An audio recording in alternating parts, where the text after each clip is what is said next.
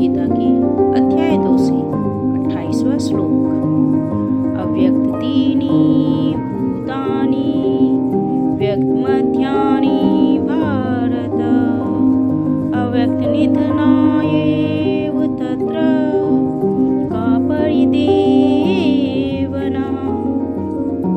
सारे जीव प्रारंभ में अव्यक्त रहते हैं, मध्य अवस्था में व्यक्त होते हैं और विनष्ट होने पर पुनः अव्यक्त हो जाते हैं। अतः शोक करने की क्या आवश्यकता है। कहने का तात्पर्य है यह स्वीकार करते हुए कि दो प्रकार के दार्शनिक हैं।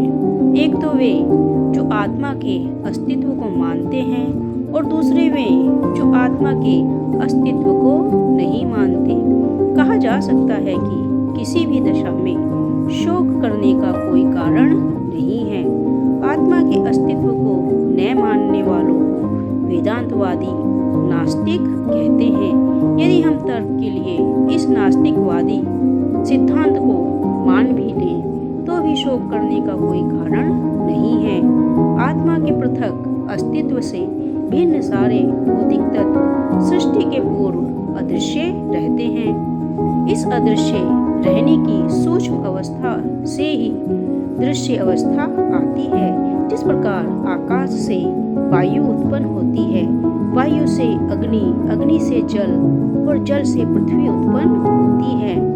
पृथ्वी से अनेक प्रकार के पदार्थ प्रकट होते हैं।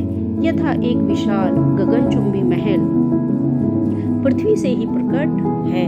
जब इसे ध्वस्त कर दिया जाता है तो वह अदृश्य हो जाता है और अंततः परमाणु रूप में बना रहता है। शक्ति संरक्षण का नियम बना रहता है, किंतु कालक्रम से वस्तुएं प्रकट तथा अप्रकट होती रहती हैं।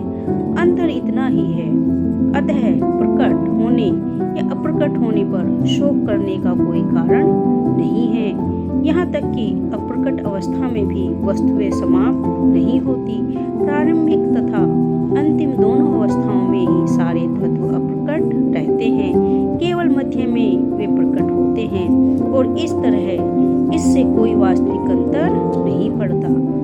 यदि हम भगवद गीता के इस वैदिक निष्कर्ष को मानते हैं कि ये भौतिक शरीर कालक्रम में नाशवान है किंतु आत्मा शाश्वत है, तो हमें यह सदा स्मरण रखना होगा कि यह शरीर वस्त्र के समान है। अतः वस्त्र परिवर्तन होने पर शोक क्यों। शाश्वत आत्मा की तुलना में भौतिक शरीर का कोई यथार्थ अस्तित्व नहीं होता। यह स्वप्न के समान है। स्वप्न में हम आकाश में उड़ते हैं या राजा की भांति रथ पर आरूढ़ रहते हैं। ये इस श्लोक का अर्थ है।